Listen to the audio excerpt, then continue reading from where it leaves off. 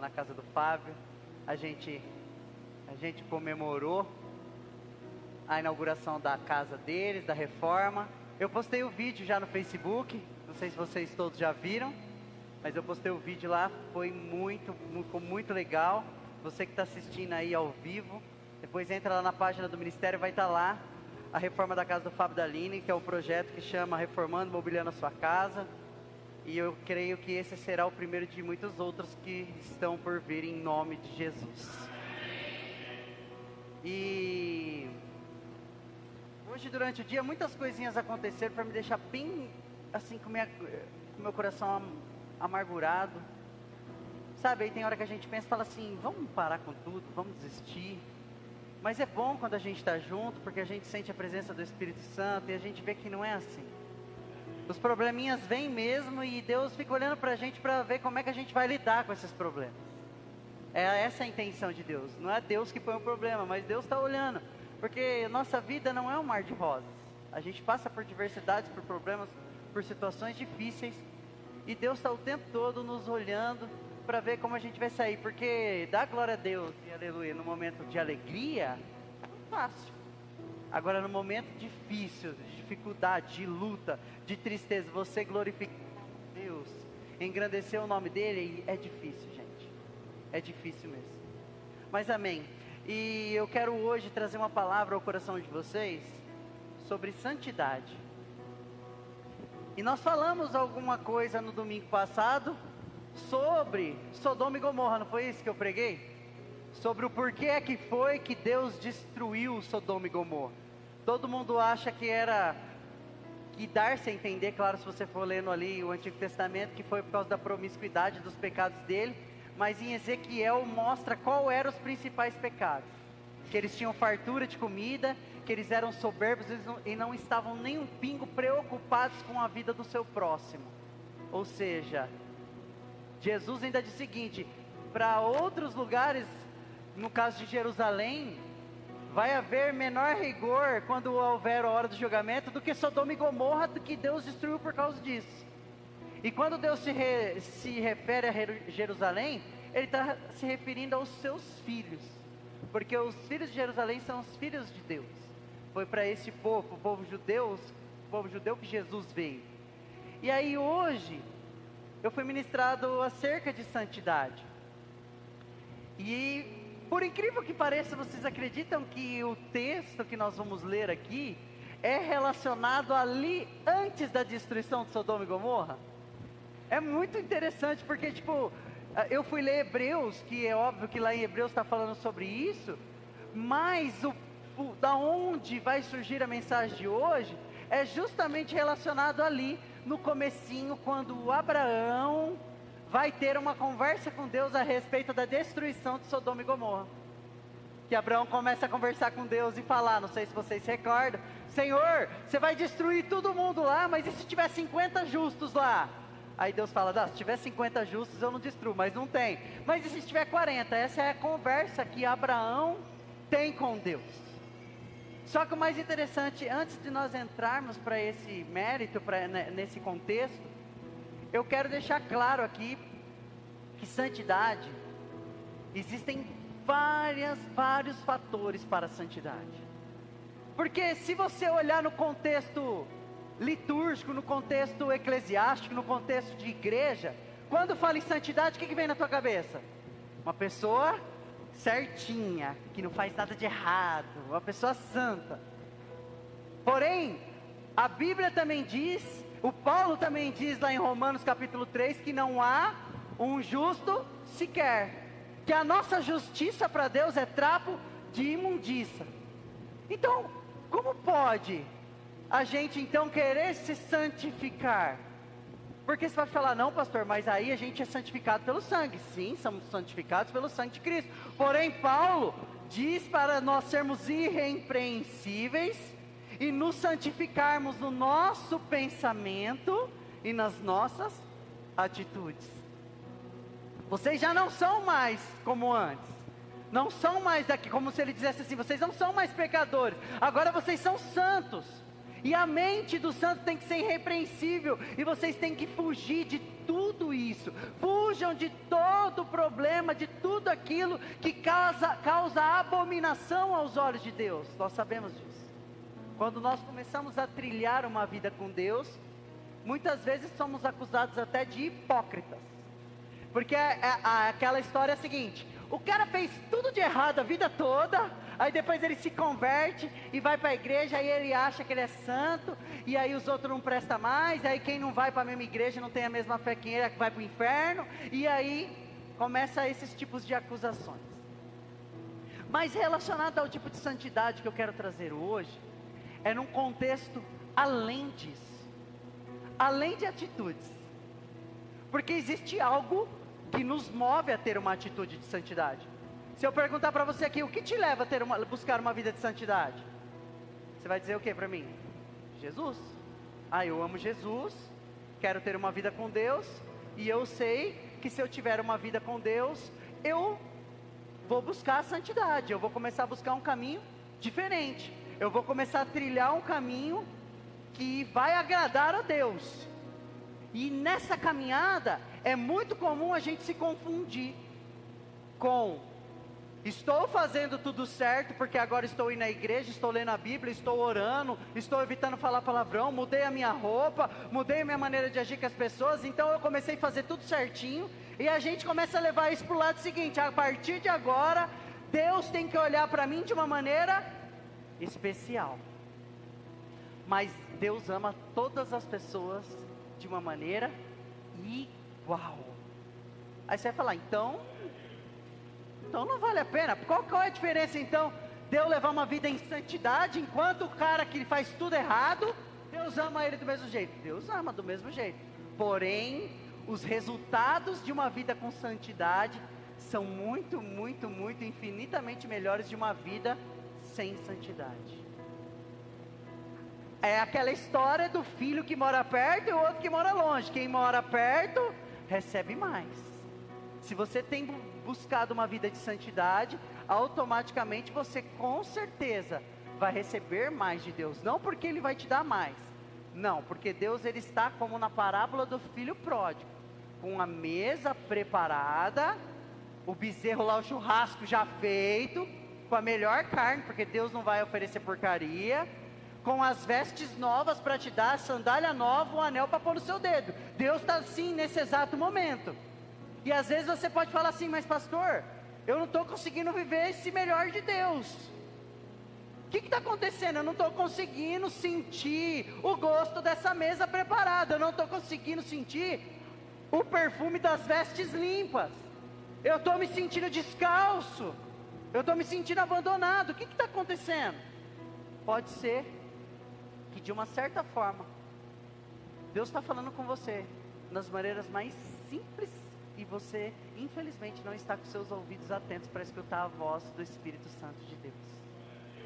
E a Bíblia também diz o seguinte, que a única coisa que nos afasta de Deus, não é Deus que se afasta de nós, é que nós nos afastamos de Deus, é o pecado. E o salário do pecado é a... Tem alguém que vocês conhecem que nunca morreu tirando Jesus? Tirando Enoque e Elias, que foram arrebatados, tem alguém que não morreu? Todos morremos. O salário do pecado é a... Então isso prova que todos somos pecadores. Mas buscamos então pecar menos, né, pastor? Sim, buscamos pecar menos. E sem santidade é impossível ver a glória de Deus. Paulo também diz isso. Aí você vai falar assim: tá bom, você está falando toda essa história, na teoria aí que você está falando é uma beleza, eu estou entendendo assim o contexto, mas eu queria o seguinte, eu queria que você me desse a fórmula mágica então, porque como que eu vou então atingir essa vida de santidade, que agradam os olhos de Deus? E é isso que a gente vai ver aqui agora no capítulo 17 de Gênesis. 18, perdão. Gênesis é o último livro da Bíblia. É? Terceiro, né? Vou mostrar para vocês, ó.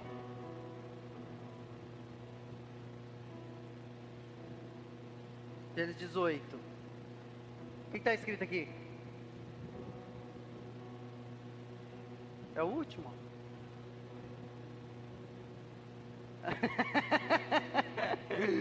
Gênesis capítulo 18, versículo 17.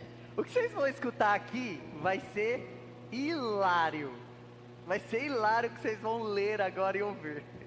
Diz assim a minha Bíblia. Então o Senhor disse, eu não sei com quem que o Senhor estava conversando, provavelmente era com Jesus, né? Porque ele estava lá no céu, ele, Jesus, e ele estava falando com Abraão nessa hora. Aí ele disse assim, então o Senhor disse, esconderei de Abraão o que estou para fazer. Ou seja, Deus falou assim, eu não vou contar para Abraão o que eu vou fazer não, porque Abraão não vai gostar dessa história.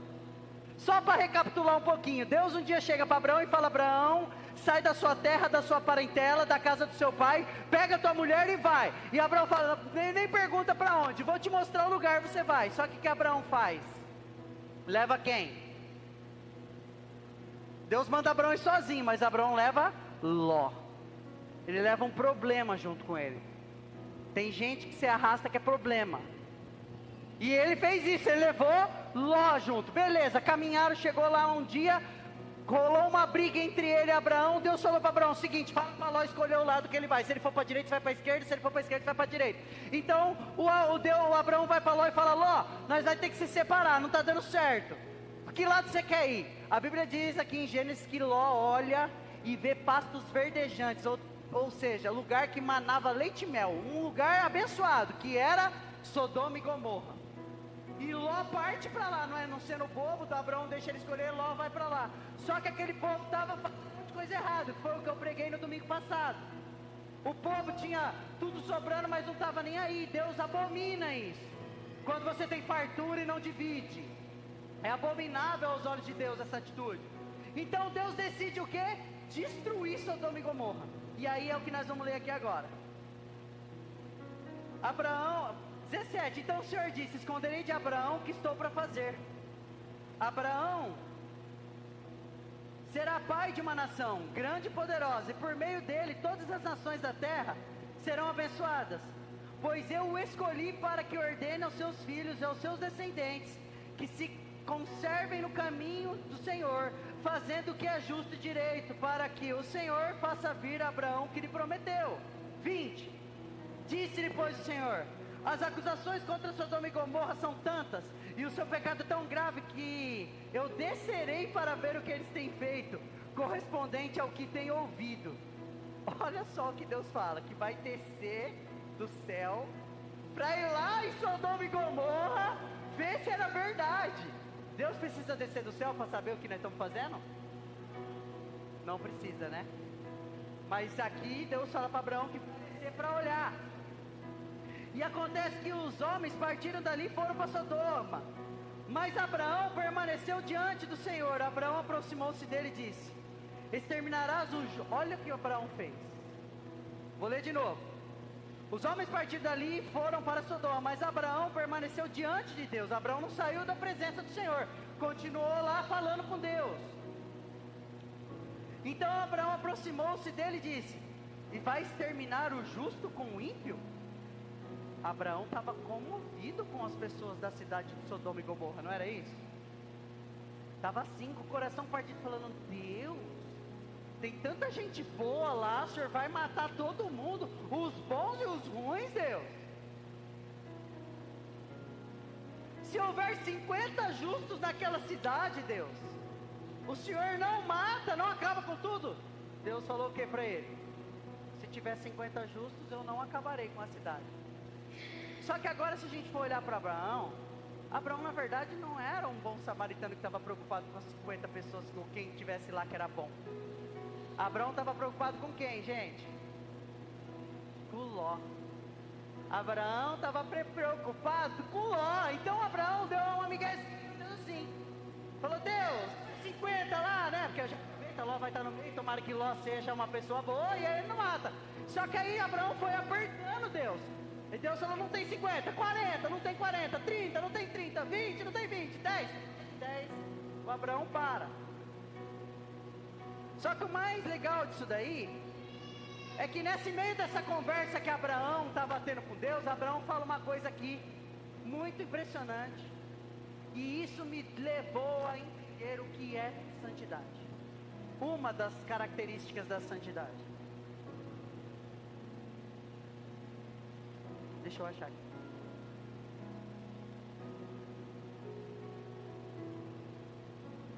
(27) Olha o que Abraão diz. Mas Abraão tornou a falar: sei que já foi muito ousado. Saidinho, Abraão está falando. Eu sei que eu já fui para frente demais, Deus.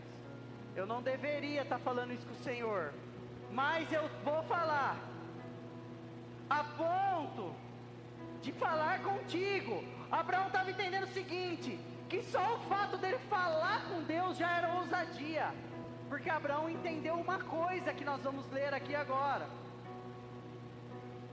que eu, Deus, não passo de pó e cinzas. No 27, Abraão tornou a falar e disse: Senhor, sei que estou muito ousado a ponto de falar com o Senhor, contigo, porque eu não passo de pó e cinza. Olha o que Abraão fez. Se a gente for olhar o Evangelho, desde o começo, quando Jesus senta lá no Sermão da Montanha e começa a ensinar para o povo, qual é uma das primeiras coisas do capítulo 5 de Mateus que Jesus ensina para as pessoas? Que os humilhados são exaltados, é isso? Não, que os que se humilham serão exaltados. Os que se humilham, o que é se humilhar diante de Deus? Vai além do prostrar, vai além do se jogar no chão, vai além daquela passagem onde está o publicano e o fariseu fala: eu não sou digno de olhar para cima, eu não sou digno de falar teu nome, eu não sou digno de nada, eu sou pecador, miserável pecador que eu sou. E o Abraão entende isso aqui e fala assim: Senhor, eu sou pó. O que ele fala? Eu sou o quê? Pó e cinzas. Eu não sou nada. E a pergunta que eu digo, que eu faço para vocês agora: quando você se coloca no lugar de pó, você está cumprindo aquilo que Jesus disse, quando disse assim: aquele que quiser ser o meu discípulo e vir após mim, negue-se a si mesmo, carregue a sua cruz e siga. Porque pó não é nada. Você dizendo a si mesmo que você não é ninguém, você ainda, querendo ou não, é uma pessoa. Estou tentando negar a si mesmo, ou seja, você está tentando negar ao que existe. Agora, pó e cinza. Pó e cinza não é nada. Pó e cinza não tem vontade, não tem sentimento. Pó e cinza não manda ninguém. Pó e cinza não faz diferença. Pó e cinza é nada. E é isso que Abraão nos mostra aqui. Por mais que ele tentou debater com Deus, dando uma miguezinha, porque Deus já sabia o que estava no coração dele, ele estava assim por dentro: o meu sobrinho Ló está lá, e o senhor vai matar meu sobrinho, minha tiada lá, o que? Cunhada? Sei lá o que era, dele, vai matar os filhos, vai matar todo mundo, eu estou desesperado, mas assim, aproveita já se tiver mais de 50, então Abraão era ousado, foi ousado, teve a ousadia de falar com Deus, mas disse o seguinte: eu não passo de pó e cinzas, eu não sou nada, eu não sou ninguém, não tem direito nem de estar falando contigo, Deus. Porque quando você se coloca no lugar de nada, Deus tem prazer em te ouvir. Eu acho que vocês não entenderam. Quando você se coloca na posição de nada, de totalmente necessário de Deus, Deus tem prazer em ouvir você. Agora, quando a soberba reina no teu coração, a prepotência reina no teu coração, o eu sou reina no teu coração, Deus não perde nem o tempo para olhar para você, porque Deus não dá moral para soberbo. Ele diz que os soberbos serão abatidos, destruídos. E sabe quando nós entendemos quem somos de verdade? Quando a gente volta lá no capítulo 2 de Gênesis, versículo 7. que Deus tinha feito tudo, mas ainda não tinha brotado grama, nem plantas, nem nada, porque Deus não tinha feito o verso 7. E Deus decidiu então fazer o homem. E aí então Deus pega o ouro, derrete o ouro e faz o homem.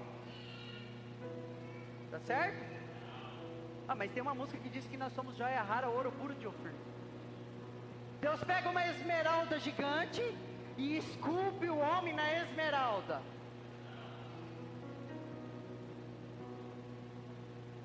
Deus pega a costela de uma vaca e desenha o homem. Ele pega o quê? O pó da terra. Pega o pó, que é o que nós somos, é da onde viemos e para onde vamos. De lá não trouxemos nada, nem vamos levar nada.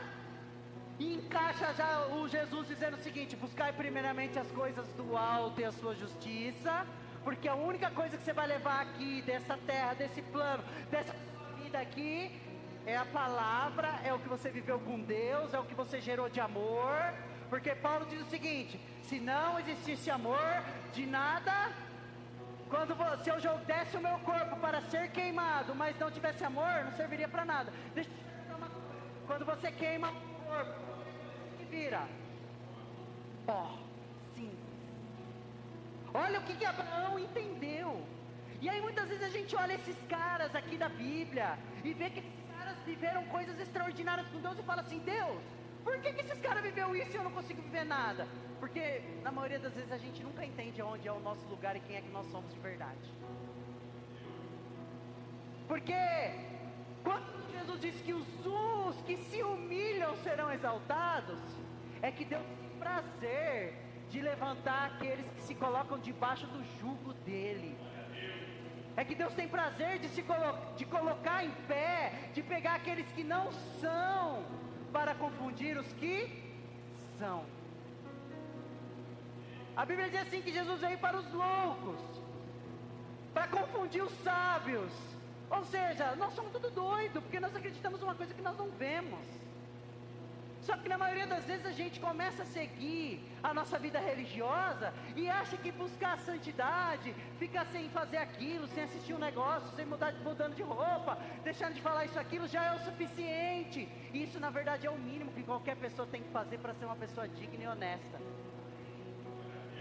Isso é qualquer um tem que fazer para ser uma pessoa boa, porque todos aqueles que não fazem isso e não vivem assim são filhos da perdição. Jesus disse: os que não querem viver na minha presença, os que não estão nem aí para o meu nome, os que não creem em mim, os que só fazem perversidades, maldades, atrocidades, esses aí são filhos da perdição. E a maior tristeza de um crente, vamos dizer assim hoje, de um crente não, de um cristão, porque crente até o diabo é, hoje, a maior frustração de um cristão é quando ele começa a frequentar uma igreja e ele não consegue se colocar nesse lugar que Abraão falou aqui, de pó e de nada. Eu sinto muito te falar, e você que está assistindo, se você frequenta a igreja há 1 ano, 2 anos, 5 anos, 10 anos, 20 anos, e ainda não viveu coisas grandes com Deus, é porque provavelmente você não se colocou no lugar de pó. Porque a hora que você se colocar no lugar de pó e de cinzas, e entender que sem isso você não é, sem você entender isso, sem viver dessa forma, você não vai ser nada e ninguém diante dos olhos de Deus, você nunca vai viver coisas com Deus, você vai ser apenas um religioso que frequenta um lugar no final de semana. E o que você quer ser da sua vida? Um religioso que vive a vida inteira dentro de um quadrado e não aprende nada? E é mentiroso, porque a Bíblia diz que aquele que diz que ama a Deus, mas não ama o teu próximo, é mentiroso. Você quer viver desse jeito diante dos olhos de Deus? Ou você quer se olhar diante dos olhos de Deus e falar: Senhor, eu não sou nada, eu não sou apenas pó e cinza. Como diz, do pó viemos, do pó tornaremos. Sem Ti, Senhor, sem a Tua direção, sem o Teu amor, sem o Teu carinho, sem o Teu cuidado, Senhor. Se o Senhor, na verdade o Senhor não deveria nem ter me feito, eu nem merecia estar aqui, porque eu sou totalmente ruim. Quando você começa a viver a tua vida assim, se colocar dessa forma, e parar de olhar para os teus problemas, e ficar choramingando, e murmurando, e reclamando, e nananã, e nananã, nunca você vai viver nada com Deus, porque toda vez você vai lá reclamar, achando daquele espírito de comiseração, de coitado, ai Deus, e Deus está olhando e falando: filhão, Vambora! Vamos passar por cima disso aí, o problema não permanece para sempre. Daqui a pouco você passou em cima disso daí, tá dando glória a Deus, já vai vir outro problema. Não olha não, olha para lá e deixa que eu cuido de você. Para de olhar para as coisas pequenas dessa vida. Aquilo que não tem jeito, o jeito está dado. Aquilo que é possível você vai fazer, e o impossível você deixa com Deus. O impossível é com Deus, o possível é com você. Eu já disse várias vezes, Deus não move uma palha naquilo que é possível você fazer. Deus não vai fazer nada aquilo que é possível você fazer. Só que na maioria das vezes, sabe o que acontece? A gente fica sentado e esperando Deus fazer aquilo que é pra gente fazer. Aí você nunca vai viver nada com Deus mesmo. Só consegue olhar o problema, só consegue olhar o que é ruim, só consegue olhar o que não presta. Olha para Jesus que você vai deixar essas coisas pequenas de lado. Olha para Jesus. Porque quando ele disse assim, no mundo tereis aflições, ele já estava cantando a bola. Vocês vão ter um monte de problemas, vocês vão ter um monte de BO. Não vai ser fácil, por diversas vezes você vai querer desistir, mas eu venci por você. Então para de olhar para isso. Olha para mim, olha para a cruz, olha para o sangue escorrendo. Quando você tiver com um problema difícil, fecha teu olho e imagina quando Jesus começou a apanhar por causa de você. Foi fácil? Os estudiosos forenses, que diz, né? Forenses. Eram 40 chibatadas que os judeus deram em Jesus. Porque a lei de Moisés mandava dar 40 chibatadas a quem era blasfemo, ou a quem cometia alguns tipos de pecados. Eram 40 chibatadas, por isso Jesus foi levado lá. E eles amarravam na ponta daquele chicote pedaços de osso e de ferro. E eles explicam que as chicotadas que foram dadas nas costas de Jesus foram suficientes para dilacerar toda a carne das costas dele, levando a 3 a 4 centímetros de profundidade, atingiram o pulmão. Por isso que quando furaram aqui com a lança nele na cruz, saiu água, porque o pulmão dele já estava enchendo de água, de tanto que ele tinha apanhado. Então quando você achar que você tem um probleminha, que é um financeiro, que é um briguinha com casamento, que é um probleminha na escola, que é um probleminha no trabalho, que não sei o que, lembra que ele apanhou por você, e foi por você que ele sofreu tudo aquilo. É terrível, gente. É terrível porque na maioria das vezes a gente não pensa nisso. Quando você coloca os seus joelhos diante da cruz, é impossível você não ver Jesus. Todos os seus problemas, coloca nos pés da cruz.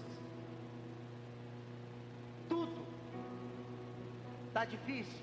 Só tá de pé porque ele está te segurando, porque senão você nem estaria de pé. Então o Abraão conversa com Deus, e Deus vai destruir Sodoma e Gomorra. Não muda de ideia. Mas a Bíblia diz que Deus lembra de Ló. Por que Deus lembrou de Ló? Porque tinha alguém intercedendo por ele. No caso era Abraão, estava conversando, mas a Bíblia nos mostra o seguinte: ore a Deus pelos seus próximos, pelos seus amigos, pelas pessoas que você ama, pelas que você não conhece. Deus precisa disso para lembrar? Não, mas Deus tem prazer em ouvir a oração de um justo. Mas não somos justos, mas somos justos quando se colocamos diante de Jesus. Pelo sangue somos alcançados e nos colocamos na condição de pó e de cinzas diante de Jesus. Que hoje nós venhamos sair daqui renovados. Que hora que nós formos louvar daqui a pouco aqui, eu peço para você se prostrar ao chão mesmo, pedir perdão de tudo que você fez, falar: Senhor, eu não tinha entendido até hoje que eu não sou nada, que se o Senhor não olhar, tirar os seus olhos de mim por um segundo, eu volto ao pó. E eu sei que o Senhor tem prazer, porque lá no Gênesis 2, versículo 7, Deus pega o pó e sopra fôlego de vida dentro desse pó. Por isso somos imagem e semelhança dele. E Deus tem prazer em ver que os seus filhos estão caminhando no centro da vontade de Deus, que é boa, perfeita e agradável. Eu não estou aqui para te prometer que você não vai ter problema, não vai passar por luta, não vai ter dificuldade na sua vida. Não, estou aqui para garantir que você vai ter isso. Mas uma coisa eu tenho para te dizer: Deus nunca se esquece de você. Ele cuida de você, Ele te ama quando você se coloca na condição de pó. Amém? Se coloque de pé em nome de Jesus. Pessoal do louvor.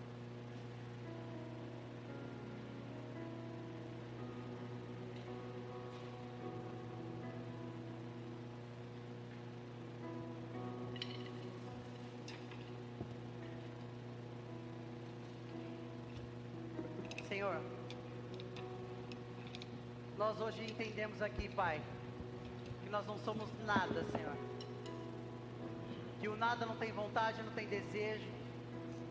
Que o nada não tem direito de questionar, nem de perguntar. Que o nada não tem direito a nada. Mas o Senhor nos coloca na condição de filho quando entendemos isso, Pai. O Senhor tem prazer de ouvir as nossas orações, os nossos clamores, quando suplicamos isso com toda reverência, quando nos colocamos no lugar de submissos a Ti, de entendermos que o Senhor é o Deus soberano que comanda, que coordena as nossas vidas e que nos deu a vida. E é isso que eu desejo hoje para cada um dos Seus filhos que aqui estão.